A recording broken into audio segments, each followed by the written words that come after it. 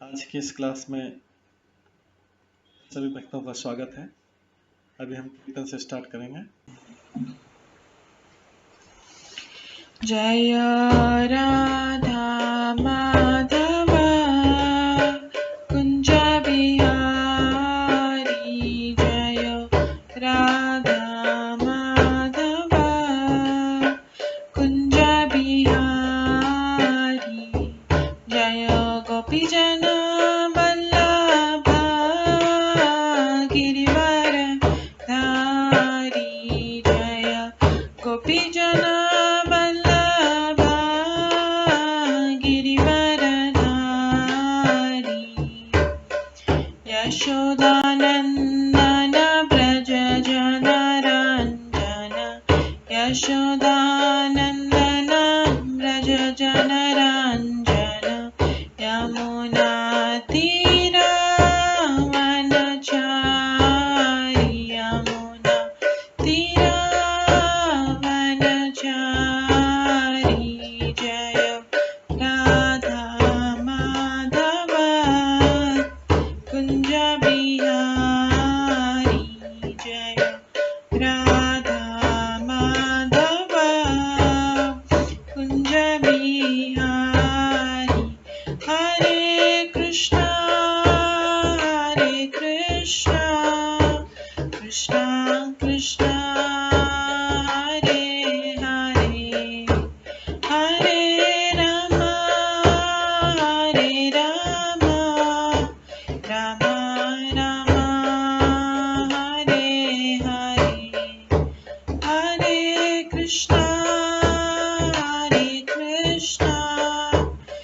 कृष्णा कृष्णा हरे हरे, हरे राम राम राम हरे हरे, हरे कृष्णा कृष्णा कृष्णा हरे हरे, हरे राम राम राम हरे हरे, हरे कृष्णा कृष्णा कृष्णा हरे हरे, हरे राम राम राम हरे हरे, हरे कृष्णा कृष्णा कृष्णा हरे हरे, हरे राम राम राम हरे हरे, हरे कृष्णा कृष्णा कृष्णा हरे हरे, हरे राम राम राम हरे हरे, हरे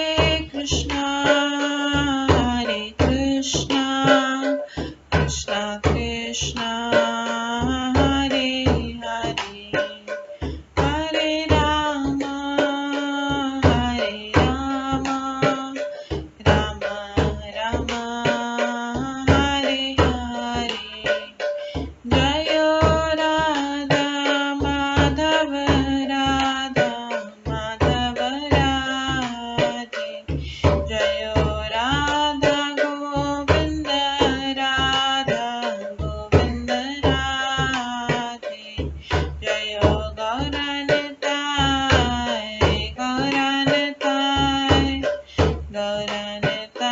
जय गौरनताय, जय जय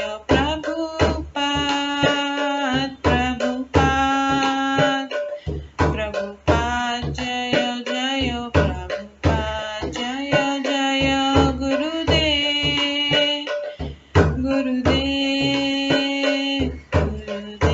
जय जय गुरुदेव, नित्य गौर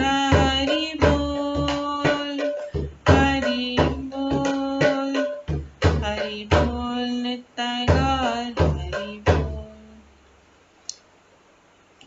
गौर प्रेमानंदे हरि हरि बोल। हरे कृष्णा। आज की इस क्लास में सभी भक्तों का स्वागत है। अभी मंगलाचरण से स्टार्ट करेंगे। ॐ अज्ञानतिमिरन्धस्य ज्ञानाञ्जनशलाकया चक्षुरुन्मिलितं येन तस्मै श्रीगुरुवे नमः। श्रीचैतन्यमनोभीष्टं स्थापितं येन भूतले स्वयं रूप कदा मह्यं ददाति स्वपदान्तिकम्। वन्देऽहं श्रीगुरो श्रीयुतपदकमलं श्रीगुरुं वैष्णवांश्च श्रीरूपं साग्रजातं सहगण रघुनाथान्वितं तं सजीवं साद्वैतं सावधूतं परिजनसहितं कृष्णचैतन्यदेवं श्रीराधाकृष्णपादान् सहगण ललिता श्रीविशाखान्वितांश्च नमो विष्णुपदाय कृष्णपृष्ठाय भूतले श्रीमते भक्तिवेदांत स्वामिन्निति नामिने। नमस्ते सरस्वती देवे गौरवाणी प्रचारिणे निर्विशेष शून्यवादी पाश्चात्य देशातारिणे वाञ्छाकल्पतरुभ्यश्च कृपा सिन्धुभ्येव च पतितानां पावनेभ्यो वैष्णवेभ्यो नमो नमः। जय श्री कृष्ण चैतन्य प्रभु नित्यानंद श्री अद्वैत गदाधर शिवासादि गौर भक्तवृंद। हरे कृष्णा कृष्णा कृष्णा हरे हरे, हरे राम राम राम हरे हरे। ओम नमो भगवते वासुदेवाय। ओम नमो भगवते वासुदेवाय। ओम नमो भगवते वासुदेवाय। नारायणं नमस्कृत्य नरं चैव नरोत्तमं देवीं सरस्वतीं व्यासं ततो जयमुदीरयेत्। नष्टप्रायेषु भद्रेषु नित्यं भागवत सेवया भगवते उत्तमश्लोके भक्तिर्भवति नैष्ठिकी। कृष्णाय वासुदेवाय देवकी नन्दनाय च नन्दगोपकुमाराय गोविन्दाय नमो नमः। सर्ववेदान्तसारमे श्रीभागवतम् इष्यते तद्रसामृतात् नान्यत्र स्याद्रति क्वचित्। आराध्यो भगवान् ब्रजेश कन्यस्तनधाम वृन्दावन रम्या काचिदुपासना व्रजवधूवर्गेण या कल्पिता। श्रीमद्भागवतं प्रमाणम् अम्लं प्रेम कुमार्थमः श्रीचैतन्य महाप्रभुमतम् इदं तत्रादरो न परम्।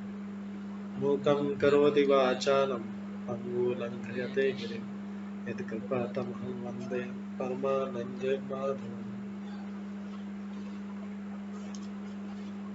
हरे कृष्णा।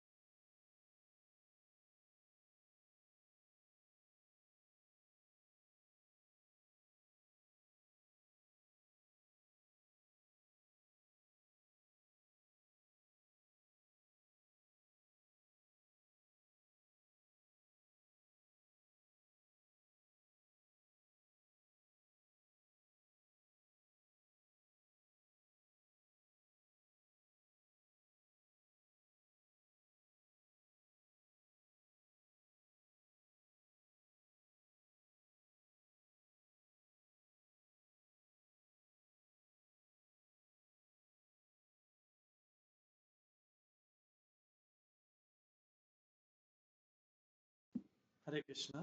आज की इस क्लास में सभी भक्तों का स्वागत है। कल हम श्रवण कर रहे थे श्रीमद् भागवतम के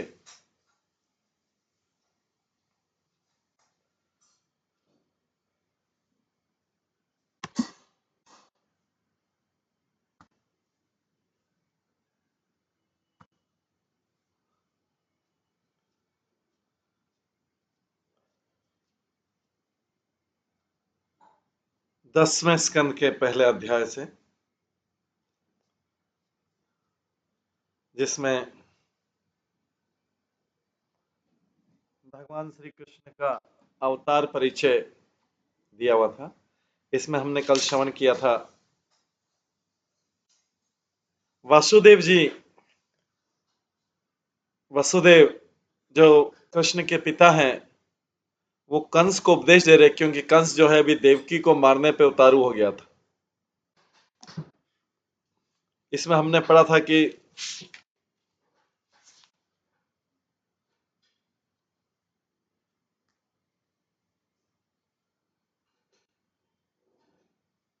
किस प्रकार से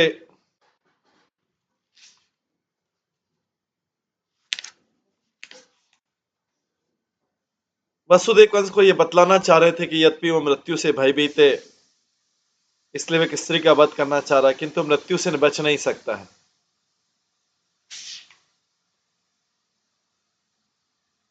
वही कंस जो कल हमने श्रवण किया था, वही कंस जो अपनी बहन का रथ चला रहा था, वही कंस जो अपनी बहन का रथ चला रहा था, जैसी आकाशवाणी हुई उसने उसी समय अपने बहन को तलवार से मारने का निश्चय किया। एक क्षण पहले वो अपने इसको बहन मान रहा था, एक क्षण पहले, जब तक आकाशवाणी नहीं हुई थी, और बड़े प्रेम से वो स्वयं रथ जो सारथी के द्वारा चलाना चाहिए, रथ कंस राजा होकर स्वयं चला रहा था, रथ अपनी बहन का रथ, वो प्रेम था। लेकिन जैसे आकाशवाणी हुई, वो प्रेम तुरंत शत्रुता में बदल गया, वो तुरंत एक क्षण में शत्रुता में बदल गया और वो उसे बहन को मारने के लिए उतारे हुए। तो संसार के संबंध को इस प्रकार बताया गया। इस स्वार्थ के संबंध, सरकार संसार के संबंध 1 मिनट और 1 सेकंड में चेंज होता है। जो सारा प्रेम उमड़ता है 1 मिनट के लिए और उसके बाद में शत्रुता, वही कंस, वही उसका भाई अपनी बहन को तलवार से मारने के लिए उतारू हो गया।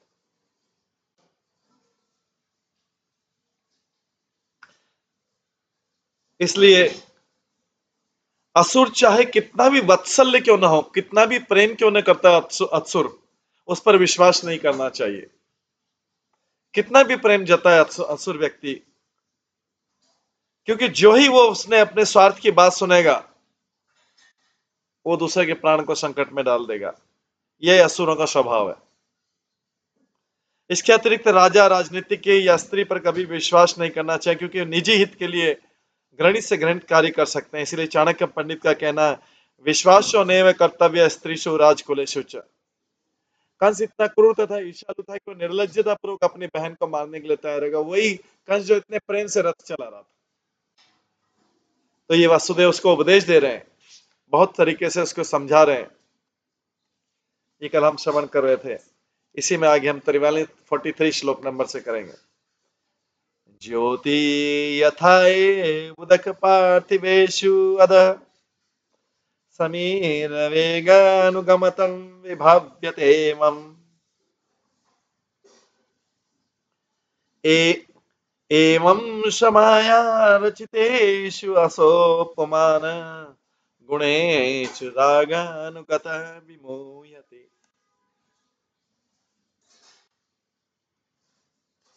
तब आकाश में स्थित नक्षत्र जैसे सूर्य, चंद्रमा तथा तारे, तेल या जल जैसे तरल पदार्थों में प्रतिबिंबित होते हैं, तो वायु के वेग के कारण वे विभिन्न आकार के लगते हैं।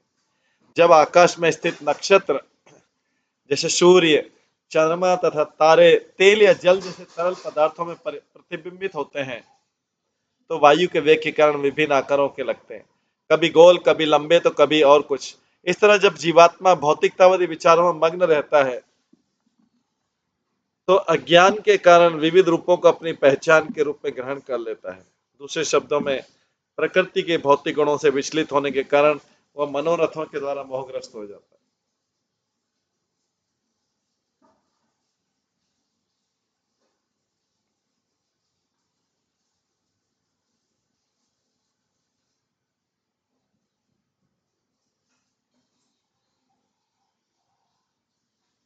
तात्पर्य श्लोक एक उत्तम उदाहरण प्रस्तुत करता है जिसे समझा जा सकता है कि भौतिक जगत में नित्य आत्मा किस तरह विभिन्न पदों पर विभिन्न शरीरों को ग्रहण करता है।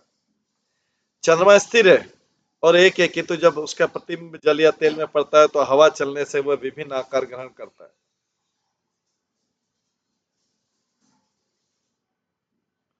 इसी प्रकार आत्मा कृष्ण का नित्य दास है, किंतु जब उसे भौतिक प्रकृति के गुणों में रखा जाता है तो विभिन्न शरीर धारण करता है।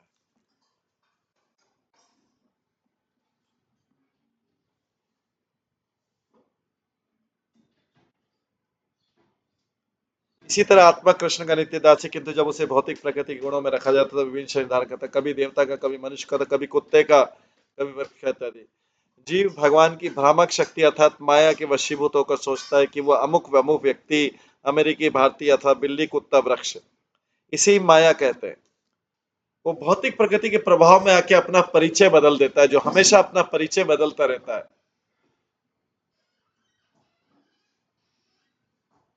कभी सुर है, कभी असुर है, कभी अमेरिकी, कभी भारतीय, कभी बिल्ली, कभी कुत्ता, कभी वृक्ष।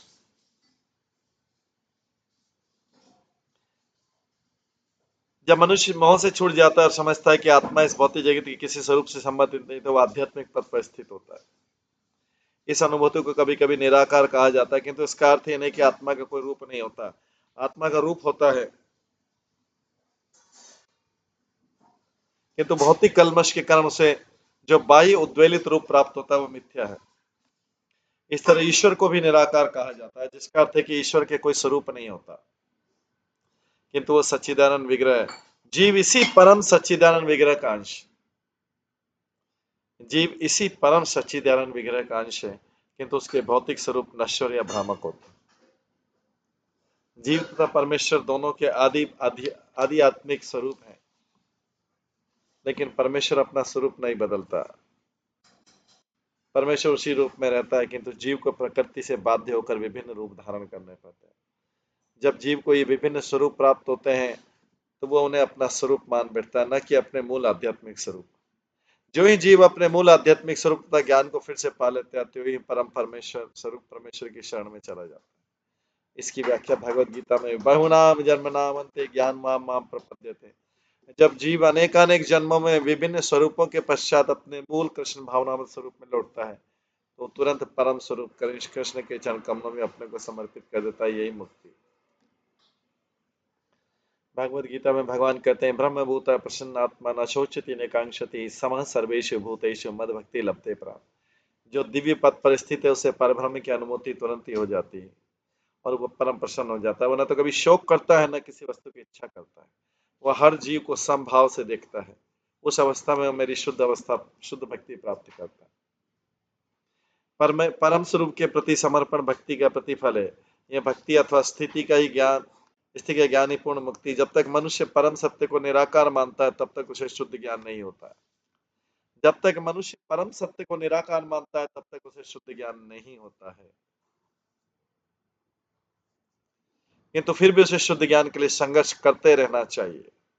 क्लेशो अधिकतरास्तेषाम अव्यक्तासक्त चेतसाम। भले कोई आध्यात्मिक दृष्टि से कितना भी उन्नत क्यों न हो, यदि वो परम सत्य के निराकार स्वरूप के प्रति आसक्त है, तो उसे और अधिक श्रम करने की आवश्यकता रहती। अगर निराकार स्वरूप है तो उसे ज्यादा मेहनत करना पड़ेगा, तो उसे और अधिक श्रम करने की आवश्यकता रहती है। जैसा कि क्लेशो अधिकतर शब्द सूचित होता है, जिनका अर्थ है और अधिक कष्ट। किंतु भक्त को अपने आदि आध्यात्मिक स्वरूप में प्राप्त करने में कोई कठिनाई नहीं होती, वो भगवान के आदि रूप को समझ लेते।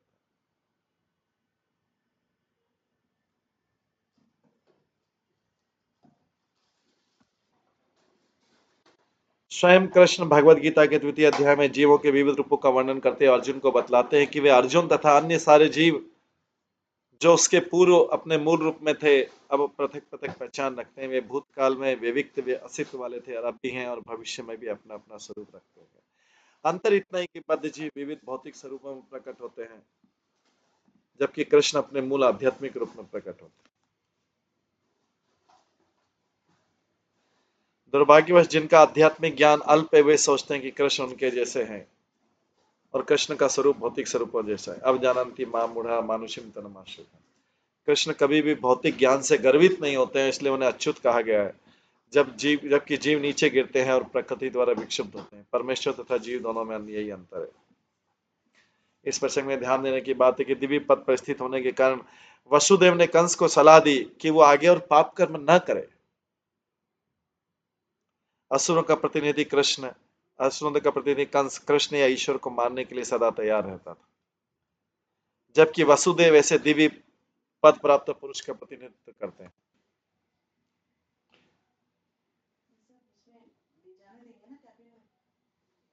इस प्रसंग में ध्यान देने की बात है कि दिव्य पद पर स्थित होने के कारण वसुदेव ने कंस को सलाह दी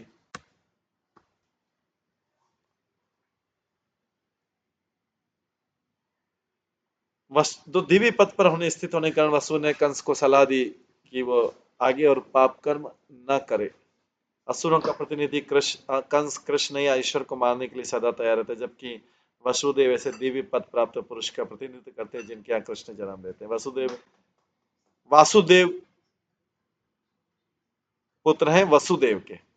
वसुदेव चाहते थे कि उनका साला कंस अपनी बहन का हत्या का पाप कर्म न करे, क्योंकि भौतिक पृथ्वी द्वारा विक्षुब्ध किए जाने पर कंस ऐसा शरीर धारण करना पड़ेगा जिसमें बारंबार कष्ट सहना पड़ेगा। श्रीमद् भागवत में अनंत ऋषभ कहते न साधु मन्ये यतात्मनोऽयम् असन्नपि क्लेशदः सतेह। जब तक जीव तथा कभी सुख दुख के सकाम कर्मों में फंसा रहता है, तब तक उसे ऐसा विशेष शरीर प्राप्त होता है जिसमें भौतिक प्रकृति के कारणों से तीनों तापों को सहन करना पड़ता है।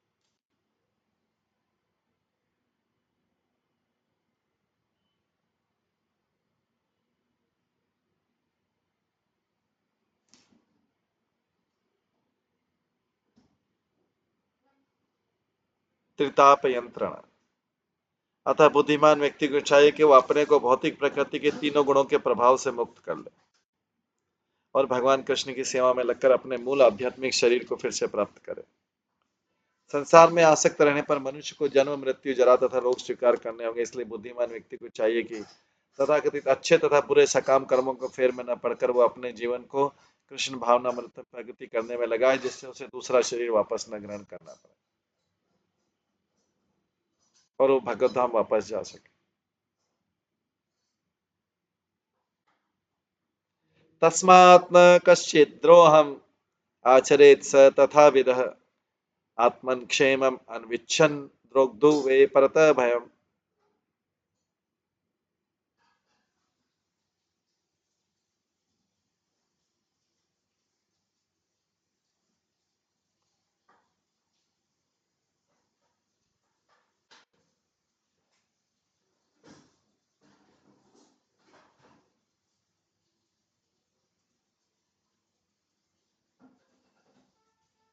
क्योंकि ईर्ष्यालु एवं अपवित्र कार्य ऐसे शरीर का कारण बनते हैं जिससे अगले जीवन में कष्ट भोगना पड़ता है।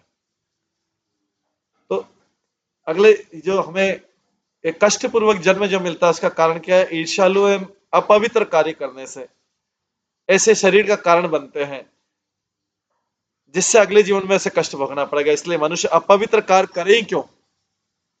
इसलिए मनुष्य से ईर्ष्यालु अपवित्र कार्य करे क्यों जिससे कष्टपूर्ण जीवन मिले। अपने कल्याण को ध्यान में रखते हुए मनुष्य को चाहिए कि किसी से ईर्ष्या न करें, क्योंकि ईर्ष्यालु व्यक्ति को इस जीवन में या अगले जीवन में अपने शत्रुओं से सदा हानि का भय बना रहता है। तात्पर्य अन्य जीवों के प्रति ईर्षा भाव रखने की बजाय मनुष्य को चाहिए कि भगवान की सेवा में लगकर पवित्र कार्य करे, जिससे इस जीवन तथा अगले दिन दोनों जीवन में भयपूर्ण स्थिति से बच सके। इस संबंध में महान राजनीतिज्ञ चाणक्य पंडित का निम्नलिखित उद्देश्य अत्यंत सार्थक है। त्यज्योर्जन संसर्ग भज साधु समागमम गुरु पुण्य महोरात्रम स्मर नित्यम। मनुष्य को चाहिए कि खलों मतलब दुष्टों, असुरों तथा अभक्तों की संगति का त्याग कर दे। सबसे अच्छा उपाय है ऐसे ईर्ष्यालु व्यक्तियों, खलों, असुरों और अभक्तों की संगति का त्याग कर दे। खल मतलब खलनायक, जो हमेशा विलेन का रोल करता है, वो कभी हित का रोल नहीं करता है, हमेशा विलेन का अपोजिट रोल करता है। तो मनुष्य को त्यज दुर्जन संसर्ग भज साधु समागम, कुरु पुण्य महोरात्रम स्मर नित्यम अनित्याम। मनुष्य को चाहिए कि खलों, असुरों तथा भक्तों की संगति का त्याग कर दे और सदैव भक्तों तथा संत पुरुष की संगति करे। बेस्ट है। उसे चाहिए कि इस जीवन को नश्वर मान के पुण्य कर्म करे और क्षणिक सुख तथा दुख में लिप्त न हो। तो अपने आप को एंग्जाइटी से बचाने के लिए, चिंताओं से बचाने के लिए खलो, असुरों और भक्तों का संगति का बेस्ट त्याग कर दे। उन्हें संपर्क में नहीं आए किसी तरीके, क्योंकि उनका संपर्क ही दुख का कारण बन जाएगा। कृष्ण भावनात्म आंदोलन सारे मानव समाज को कृष्ण भावना भावित होने के इसी सिद्धांत की शिक्षा देता है और इस तरह उनके जीवन की समस्याओं को सदा सदा के लिए हल कर देता है।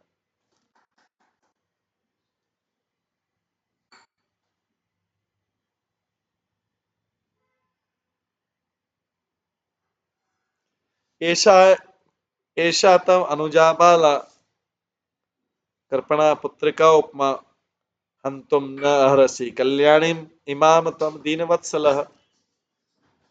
तुम्हारी छोटी बहन बेचारी देवकी तुम्हारी पुत्री के समान है।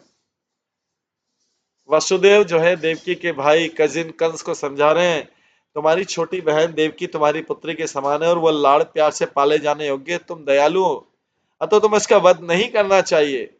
ये निसंदेह तुम्हारे स्नेह की पात्र है। कितना बड़ा चेंज है, भौतिक संग का प्रभाव। वो कंस जो बड़ा भाई है, देवकी छोटी बहन है, उसको तलवार से मारने की, इससे पहले उसको ले जा रहा था।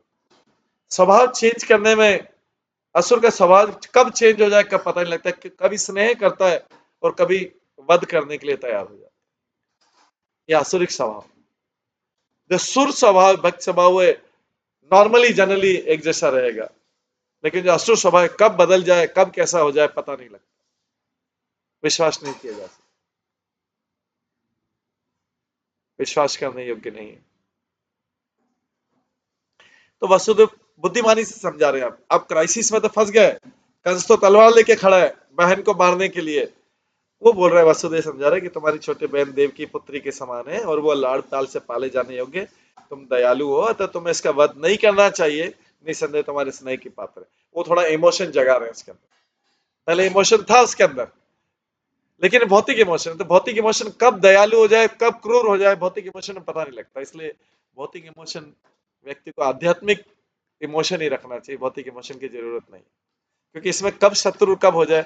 अब वो उसमें अंदर भौतिक इमोशन जगा रहे हैं, जो पहले था, लेकिन अभी तलवार से मारने लग गया वासुदेव, फिर असली बोले ये सब तो निसंदेह तुम्हारे स्नेह की पात्र है, इसके दया कर लो, क्रूर मत, तलवार से मत मारो। ये सब भौतिक इमोशन, ये सब वसुदेव उसको प्रवचन दे रहे, क्योंकि वसुदेव महात्मा है, भगवान के शुद्ध भक्त, भगवान के पिता है। श्री शुकवाच एवं स सामभिभेदे बोध्यमानपि दारुणः नान्यत् कौरव्य पुरुष अदान अनुव्रत। सुखदेव गोस्वामी ने कहा, एक कुरुवर में श्रेष्ठ कंस अत्यंत क्रूर था और वास्तव में राक्षसों का अनुयायी था। अतः वसुदेव के सदोष से उसे न तो समझाया जा सकता था, न ही भयभीत किया जा सकता था। उसे इस जीवन में अगले जीवन में पाप कर्मों के फलों की कोई चिंता नहीं थी। उसे इस जीवन में अगले जीवन में पाप कर्मों के फलों की कोई चिंता नहीं। निर्बंधम तस्य तम ज्ञात्वा विचिन्त्य आनंद दुंदुभि विचिन्त्य आनक दुंदुभि प्राप्तम कालम प्रति व्योढ़ुम इदम तत्र अन्वपद्यत। जब वसुदेव ने देखा कि कंस अपनी बहन देवकी को मार डालने पर तुला हुआ है,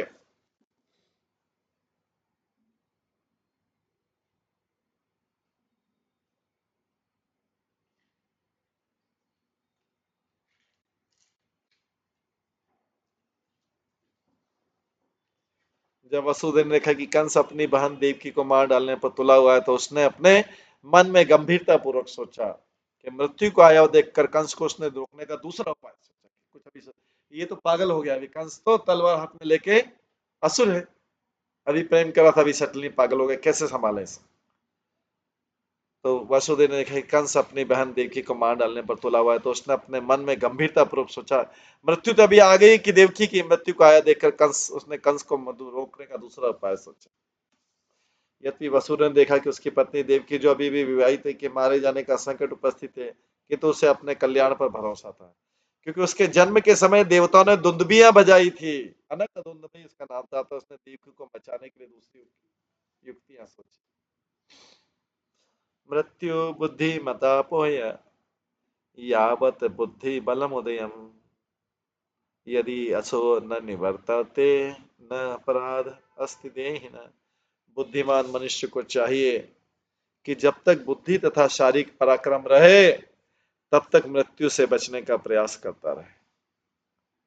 हर देहधारी जीव का ये कर्तव्य है, यदि उद्यम करने पर भी मृत्यु को नहीं टाला जा सके, तो मृत्यु को वरण करने वाला मनुष्य अपराधी नहीं।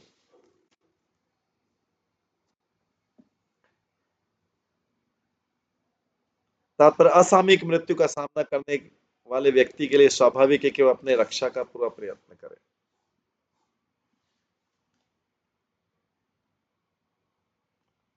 असामयिक मृत्यु का सामना करने वाले व्यक्ति के लिए स्वाभाविक है कि वह अपनी रक्षा का पूरा प्रयत्न करें। यद्यपि मृत्यु निश्चित है, किंतु प्रत्येक व्यक्ति को चाहिए कि उससे बचे और बिना विरोध के मृत्यु को वरण न करे।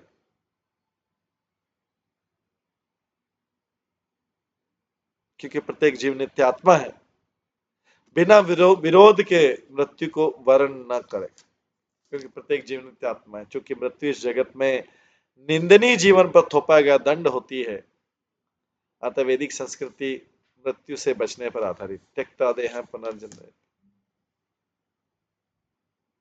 हर व्यक्ति को चाहिए कि आध्यात्मिक जीवन का अनुशीलन करने करके मृत्यु तथा पुनर्जन्म से बचने का प्रयास करे और जीवन रहने के लिए संघर्ष किए बिना मृत्यु के सामने घुटने न टेके। जो व्यक्ति मृत्यु को रोकने का प्रयास नहीं करता, बुद्धिमान मनुष्य नहीं है। क्योंकि देवकी को आसन्न मृत्यु का सामना करना पड़ा था, तो वसुदेव का कर्तव्य कि उसे प्रण से बचाते, अतः उन्होंने कंस को फुसलाने का दूसरा तरीका सोचा जिससे देवकी को बचाया जा सके।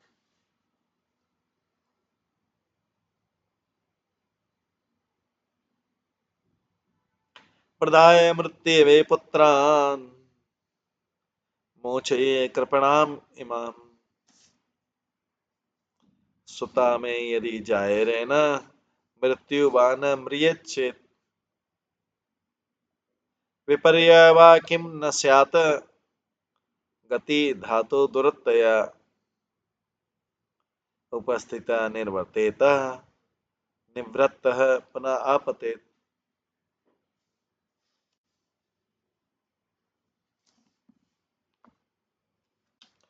वसुदेव ने विचार किया,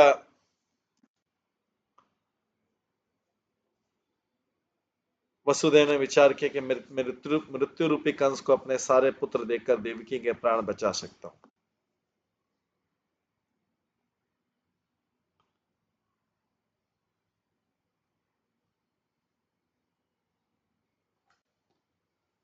वसुदेव ने विचार किया, मैं मृत्यु रूपी कंस को अपने सारे पुत्र देकर देवकी के प्राण बचा सकता हूं। हो सकता है कि कंस मेरे तीन कारण से मैं करता, कंस मेरे पुत्रों के जन्म की पूर्व मर जाए, या फिर जब उसे मेरे पुत्रों के हाथों से मरना लिखा है तो कोई मेरा कोई पुत्री उससे मारे।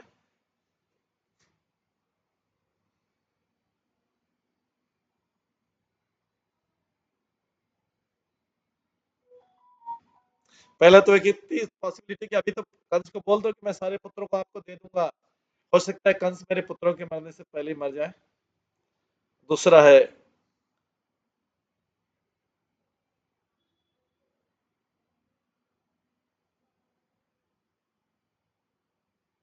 जब मेरे पुत्र जब उसे मेरे पुत्र के हाथों से मरना लिखा है तो मेरा कोई पुत्र उसे मार दे बीच में। तीसरा है, इस समय मुझे चाहिए कि मैं कंस को अपने सारे पुत्रों को सौंपने की प्रतिज्ञा कर लूं, जिससे कंस अपनी ये धमकी त्याग दे, और याद आगे चलकर कंस मरता है तो फिर मुझे डरने की कोई बात ही नहीं रहेगी। वो वसुदेव ने बहुत बुद्धिमानी से सोचा।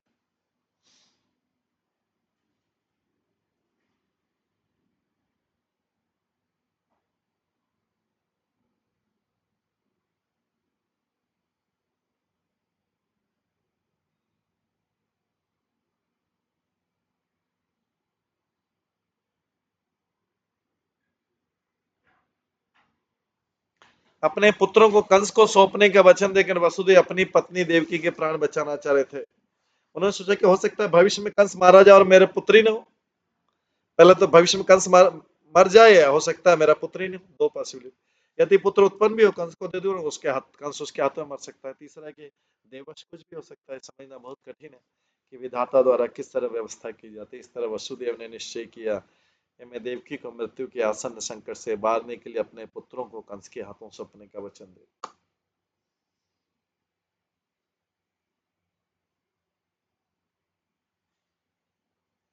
अग्ने यथा दारु वियोग योग्य अद्रष्टतन्यकनिमित्तमस्ति एवं हि जंतो अपि दुर्विभाव्य शरीर संयोग वियोग हेतु।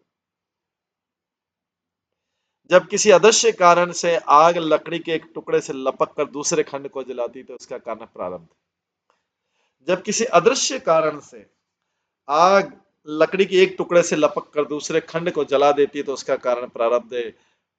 इसी तरह जब जीव एक प्रकार का शेष स्वीकार करके दूसरे का परित्याग करता है तो इसमें अदृश्य प्रारब्ध के अतिरिक्त कोई अन्य कारण नहीं होता है।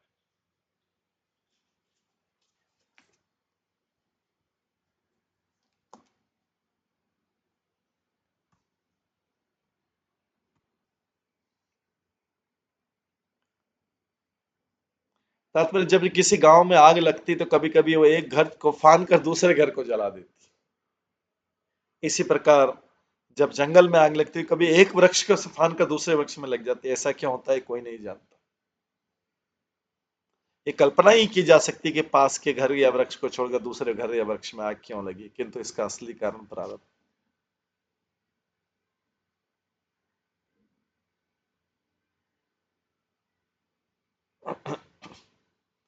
यही बात आत्मा के देहांतरण पर भी लागू होती है, जिसके फलस्वरूप इस जीवन का प्रधानमंत्री अगले जीवन में कुत्ता बन सकता है। अदृश्य अदृश्य प्रारब्ध के कार्य को किसी व्यवहारिक प्रयोगात्मक ज्ञान से निश्चित नहीं किया जा सकता था। इस तर्क से ही संतोष करना हुआ कि सारे कार्य प्रारब्ध द्वारा ही संपन्न होते हैं। वसुदेव ने विचार किया, एवं विमर्श्य तम पापम यावत् आत्मनिदर्शनम पूजयाम आसवे शौरी बहुमान पुरस्सरम। इस तरह इस विषय पर अपनी बुद्धि से भरपूर विचार करने के बाद वसुदेव ने पापी कंस के समक्ष बड़े आदरपूर्वक अपना प्रस्ताव रखा। प्रसन्न वदनम भोज नृशंसम निरपत्रपम मनसा दूयमानेन विहसन इदम अभवित। वसुदेव का मन चिंता से पूर्ण था क्योंकि उसकी पत्नी संकट में थी, किंतु क्रूर निर्लज्ज तथा पापी कंस को प्रसन्न करने के उद्देश्य से बनावटी हंसी लाते हुए इस प्रकार बोले।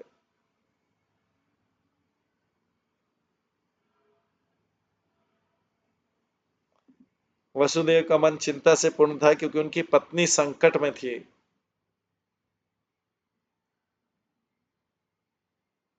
किंतु क्रूर निर्लज्ज तथा पापी कंस को प्रसन्न करने के उद्देश्य से बनावटी हंसी लाते हुए इस प्रकार बोले।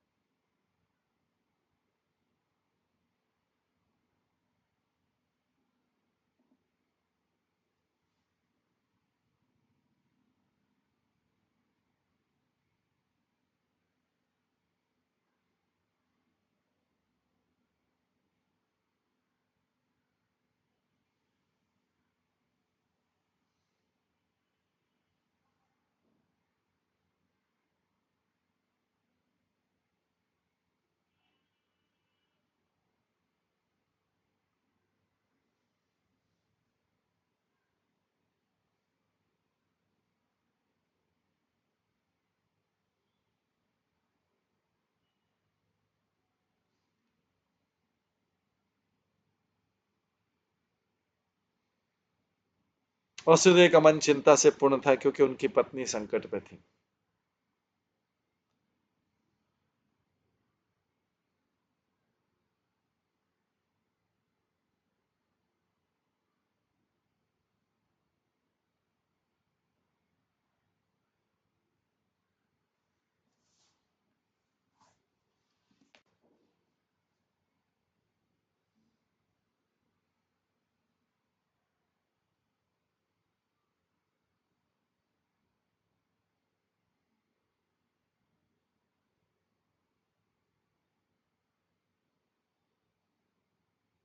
वसुदेव का मन चिंता से पूर्ण था क्योंकि उनकी पत्नी संकट में थी, किंतु क्रूर, निर्लज्ज तथा पापी कंस को प्रसन्न करने के उद्देश्य से बनावटी हंसी लाते हुए इस प्रकार बोले। तात्पर्य, कभी कभी संकटकालीन स्थिति में कपट से काम चलाना पड़ता है, और वसुदेव ने अपनी पत्नी को बचाने के लिए किया। यह भौतिक जगत बहुत ही जटिल है और अपना कर्तव्य निभाने के लिए इसी दोहरी चाल अपनाना पड़ती है। वसुदेव ने कृष्ण को जन्म देने के लिए अपनी पत्नी को बचाने के लिए हर संभव प्रयास किया। ऐसे सूचित होता है कि कृष्ण तथा उनके हितों की रक्षा के लिए दोहरी चाल से काम लिया जा सकता है। पूर्व घोषित व्यवस्था के अनुसार कंस का वध करने के लिए कृष्ण को वसुदेव तथा देवकी से जन्म लेना था। अतः वसुदेव को स्थिति से निपटने के लिए हर प्रयत्न करना पड़ा। यद्यपि सारी घटनाएं कृष्ण द्वारा पूर्व नियोजित होती हैं, किंतु भक्त को कृष्ण की सेवा करने के लिए हर संभव प्रयास करना होता है। कृष्ण स्वयं सर्वशक्तिमान है, किंतु इसका अर्थ नहीं कि भक्त को हाथ पर हाथ रखकर बैठना चाहिए और सब कुछ कृष्ण पर छोड़ देना चाहिए। भगवत गीता से ही उपदेश प्राप्त होता है कि यद्यपि अर्जुन के लिए कृष्ण सब कुछ कर रहे थे, अर्जुन के लिए से कृष्ण सब कुछ कर रहे थे, किंतु अर्जुन कभी भी अहिंसक की तरह आलसी बनकर नहीं बैठा। यह वह युद्ध में यथाशक्ति लड़ने और विजयी बनने का प्रयास करता रहा।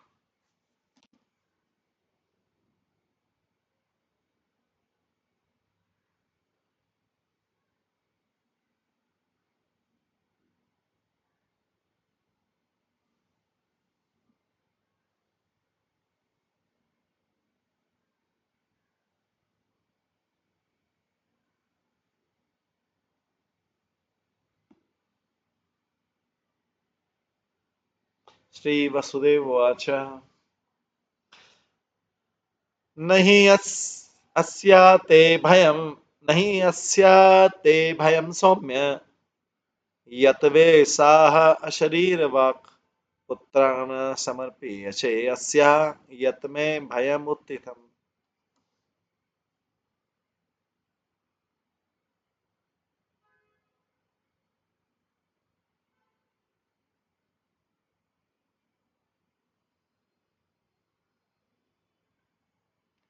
वसुदेव ने कहा, भद्र श्रेष्ठ, तुमने अदृश्य वाणी से जो भी सुना है उसके लिए तुम्हें अपनी बहन देवकी से तनिक भी डरने की कोई बात नहीं है।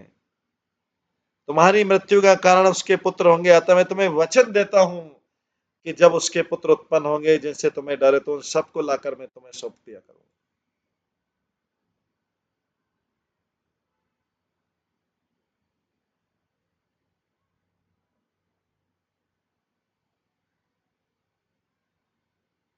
मैं उन सबको लाकर तुम्हें सौंप दिया करूंगा। तात्पर्य, कंस को देवकी से भय था कि उसके 8वें गर्भ से जो पुत्र उत्पन्न होगा वही उसका वध करेगा। इसलिए वसुदेव ने अपने साले को सर्वाधिक सुरक्षा का वचन दिया है। वो सारे पुत्रों को लाकर उसे दे दिया करेगा। 8वें पुत्र की प्रतीक्षा न करके प्रारंभ से ही देवकी के गर्भ से उत्पन्न सारे पुत्रों को कंस के हाथों सौंप दिया। वसुदेव ने वचन दिया। वसुदेव ने कंस के समक्ष सबसे उदार प्रस्ताव प्रस्तुत किया। आपको मेरे 8वें संतान से ही चिंता है, मैं आपको जितनी संतान होती जाएगी हर बार ला के देता जाऊं, आप जो चाहे करना।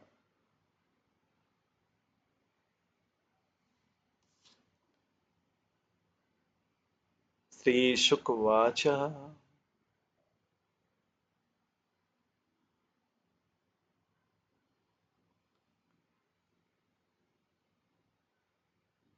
श्वशुर्वधात् निवृत्ते कंस ततवाक्यसारवित् वसुदेव अपि तं प्रीत प्रशस्य प्राविशितं ग्रह।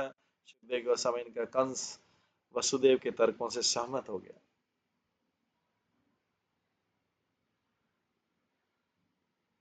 कंस जो है वसुदेव के तर्कों से सहमत हो गया।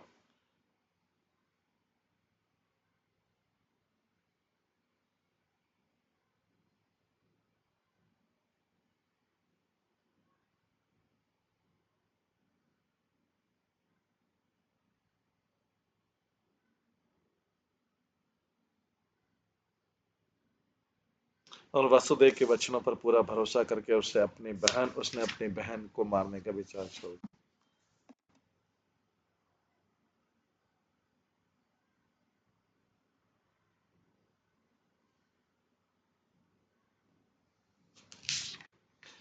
कंस वसुदेव के तर्कों से सहमत हो गया और वसुदेव के वचनों पर पूरा भरोसा करके उसने अपनी बहन को मारने का विचार छोड़ दिया। वसुदेव ने कंस से प्रसन्न होकर उसे और भी सांत्वना दी और अपने घर में प्रवेश किया। यद्यपि कंस पापी असुर था, किंतु उसे विश्वास था कि वसुदेव अपने वचनों से कभी नहीं डिगेगा नहीं। वसुदेव जैसे शुद्ध भक्त का ऐसा चरित्र था कि कंस जैसे महान असुर को भी उसके वचनों पर दृढ़ विश्वास था और वह संतुष्ट हो गया। यस्यास्तिर्भक्तिर्भगवत् किंचना सर्वे गुणैः सत्र समासते सुरा।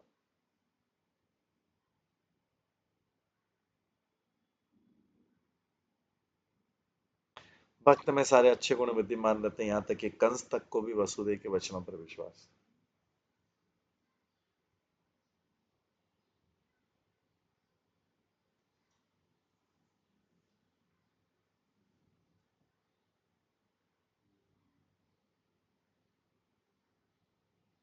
अथ काले उपाव्रते देवकी सर्वदेवता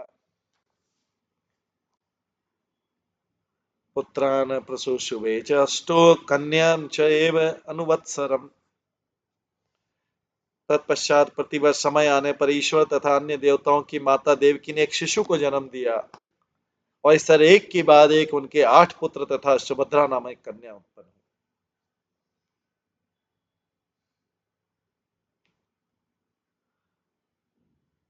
तात्पर्य गुरु को कभी कभी सर्वदेव मयो गुरु कहकर महिमा मंडित किया जाता है। आध्यात्मिक गुरु की कृपा से विभिन्न प्रकार के देवों को समझा जा सकता है। देव शब्द ईश्वर का सूचक है जो समस्त देवताओं का मूल उद्गम है। भगवत गीता में भगवान कहते हैं, अहम आदि देवानाम, मैं समस्त देवों का उद्गम हूँ। आदि पुरुष भगवान विष्णु अपने विभिन्न रूपों में विस्तार करते हैं। तदेक्षत बहुश्याम, वे ही अनेक रूपों में विस्तीर्ण हो गए हैं। अद्वैतम अच्युतम अनादि अनंत रूपम, स्वरूप के विभिन्न कोटियां सांस तथा विनाश कहलाती हैं।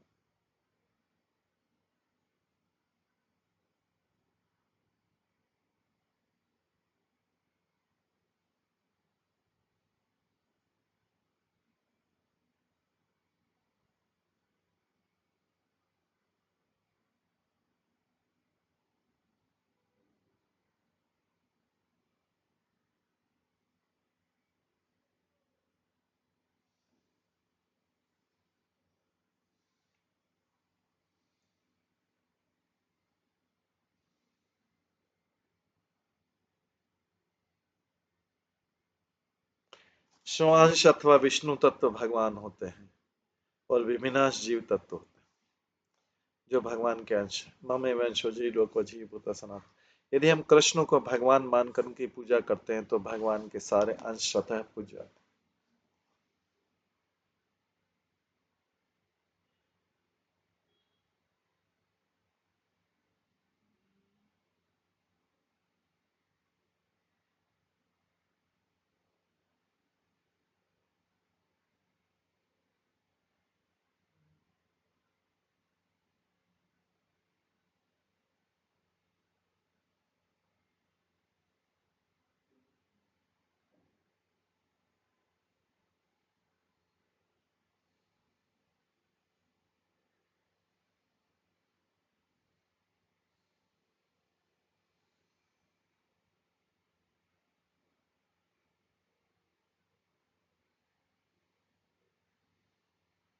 कृष्ण अच्युत कहलाते हैं। सैन्यों भय और मध्य रथम स्थाप्य अच्युत। अच्युत कृष्ण की पूजा करने से सारे देवताओं की स्वतः पूजा हो लेती, तब न तो विष्णु तत्व न ही जी तत्व को अलग अलग पूजा करने की आवश्यकता रहती। यदि कृष्ण पर ध्यान एकाग्र किया जाए तो हर एक की पूजा हो जाती है। अतः कृष्ण को जन्म देने के कारण माता देवकी को सर्व देवता कहा गया।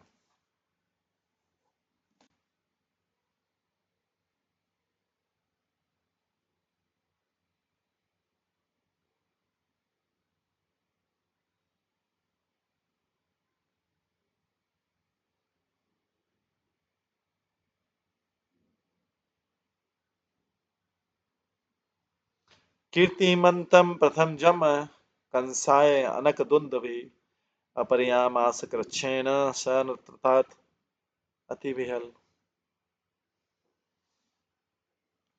वसुदेव अत्यधिक विहल थे कि कहीं उनका वचन भंग हो गया तो वे झूठे साबित होंगे, तो उन्होंने बड़ी वेदना के साथ अपने प्रथम पुत्र कीर्तिमान को कंस के हाथों में सौंप दिया।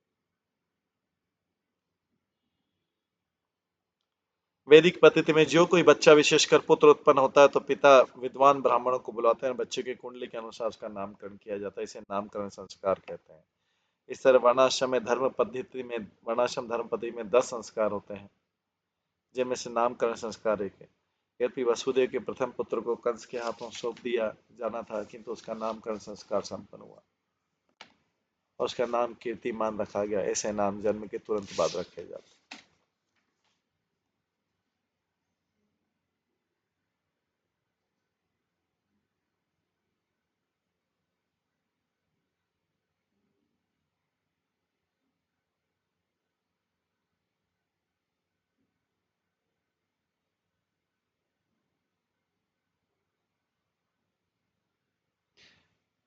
किम दुस्सहं नु साधूनाम विदुषानाम किम अपेक्षितम् किम अकार्यम कदर्ण्याणाम दुस्तज्यम किम धृतात्मनाम।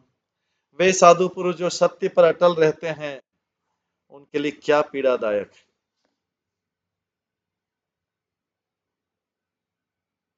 वे साधु पुरुष जो सत्य पर अटल रहते हैं, उनके लिए क्या पीड़ादायक है।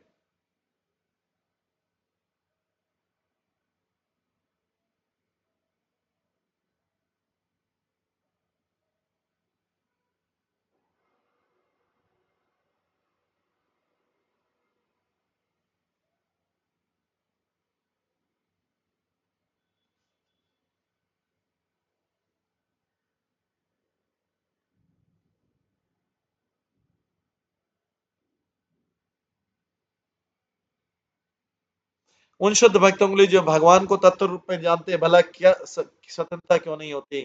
निम्न चरित्र वाले पुरुषों के लिए कौन से कार्य वर्जित है। जिन्होंने भगवान कृष्ण के चरण कमलों पर अपने को पूरी तरह समर्पित कर दिया, वे कृष्ण के लिए भला कौन सी वस्तु नहीं त्याग सकते।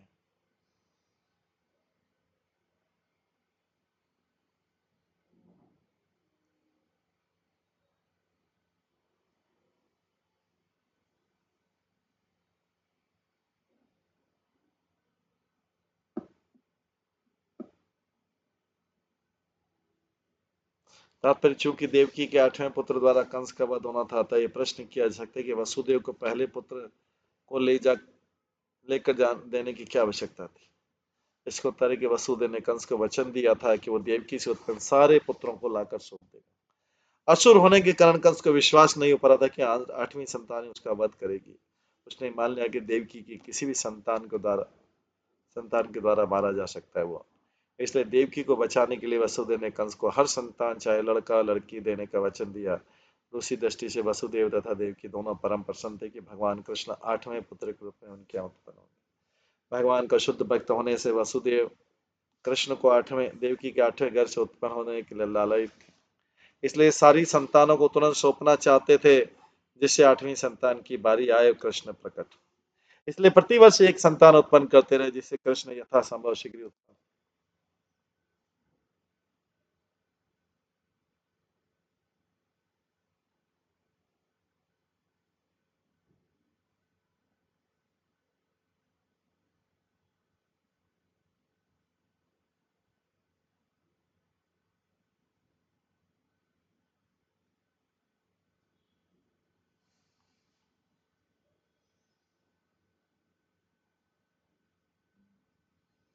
दृष्टा समत्वं ततशौरे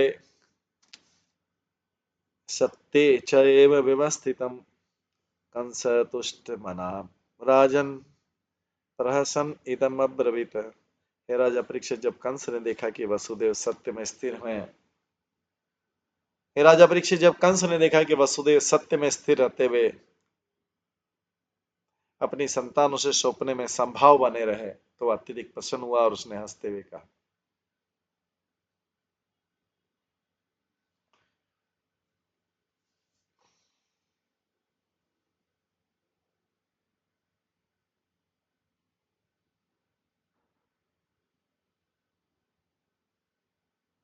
तात्पर्य, श्लोक में समत्वम शब्द महत्वपूर्ण है। समत्वम सूचक ऐसे व्यक्ति का जो सुख दुख से अप्रभावित रहते हुए सदैव समरस रहता है। वसुदेव इतने समरस थे कि अपने प्रथम जात पुत्र को कंस के हाथों मारे जाने के लिए सौंपते हुए भी तनिक भी विचलित नहीं हुए। भगवद गीता में कहा गया, दुखेशु अनुदिग्मग्ना सुखेशु विगत सर।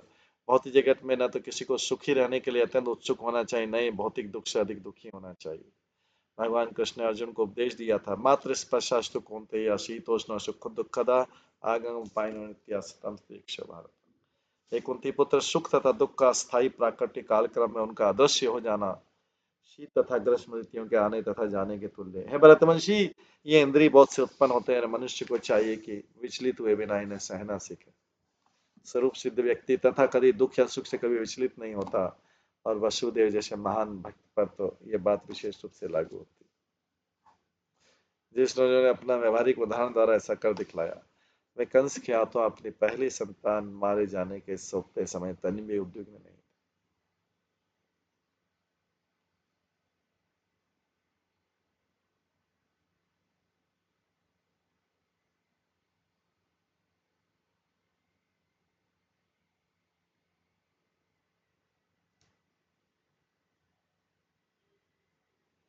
प्रतियातो कुमारोऽयं नहि अस्मात् अस्ति में भयम् अष्टमात् युवो गर्भात् मृत्यु में विहित किला। हे वसुदेव, तुम अपने बच्चे को वापस ले जा सकते हैं। कंस को दया की कि इतना ईमानदार व्यक्ति है, मेरे पास बच्चा अपने आप दे गया जैसा प्रॉमिस किया था। तो बोला तुम अपने बच्चे को वापस ले जा सकते हो, कहा ले जा सकते हो। मुझे तो तुम्हारी और देवकी की 8वीं संतान से चिंतित हूँ, जिसके हाथों मेरी मृत्यु लिखी।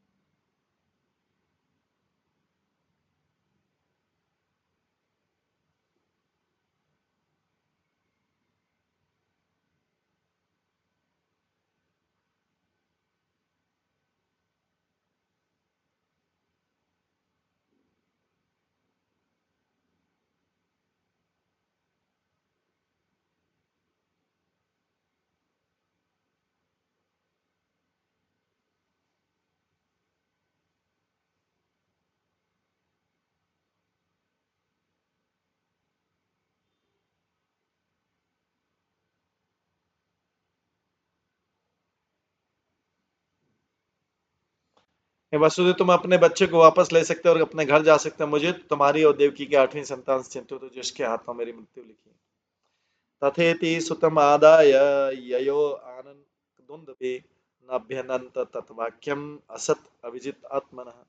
वसुदेव मान गौर अपना पुत्र घर वापस ले आए, किंतु कंस चरित्रहीन तथा आत्म संयमहीन व्यक्ति था। अतः वसुदेव जानते थे कि कंस के शब्दों का कोई भरोसा नहीं।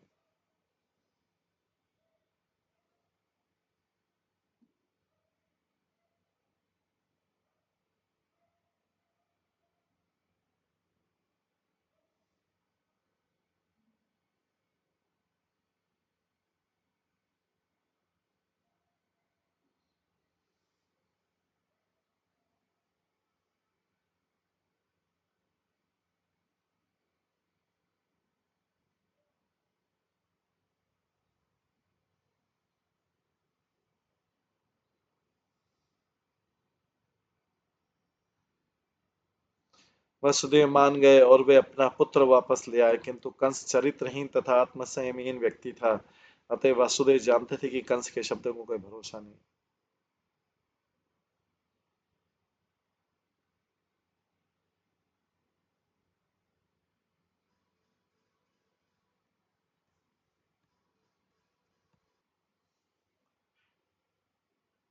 तथेति सुतम आदाय ययो अनकदुन्दभि नाभ्यनंदत तत्वाक्यम असत अभिजित आत्मनः।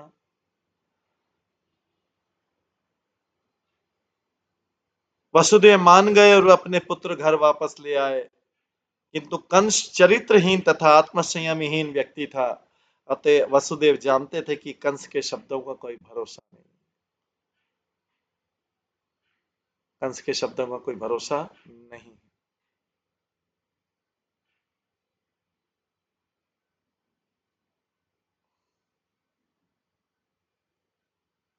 इस प्रकार से पहला पुत्र तो कंस ने लौटा दिया वासुदेव, नहीं मारूंगा, ठीक है, मेरे को तो 8वें से डर है। वो वासुदेव की ऑनेस्टी देख के, ईमानदारी देख के बहुत प्रसन्न है कि वासुदेव ने पहला बेटा कि इसको मार दो। अपना पहला पुत्र कंस को दे दिया कि चलो ठीक है, कंस जो भी करे मार दो, क्योंकि मेरे को वसुदेव ने सोचा कि कंस इतना दुष्ट है, 8वां पुत्र तो बचा लूंगा मैं किसी तरीके से, पहला देते जाता हूँ, दूसरा फिर देखते हैं क्या होता है। इस प्रकार से हम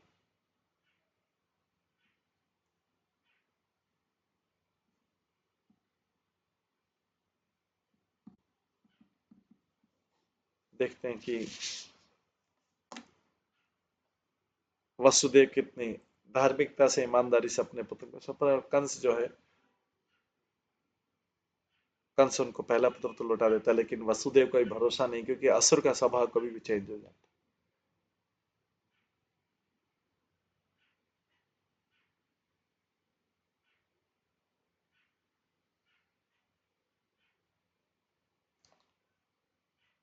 ये है कृष्ण के जन्म से पहले की सारी लीला है।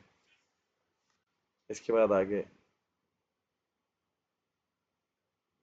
हम कृष्ण की आगे की लीला भी श्रवण करेंगे।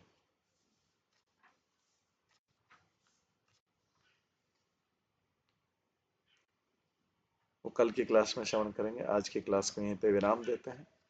सभी भक्तों का बहुत बहुत धन्यवाद। सब भक्तों के लिए एक बार हरे कृष्ण महामंत्र का जप करते हैं। हरे कृष्णा कृष्णा कृष्णा हरे हरे, हरे राम राम राम हरे हरे। श्री श्रीमद् भागवतम महापुराण की जय, श्रील प्रभुपाद की जय, सभी भक्त गणों की जय। हरे कृष्ण।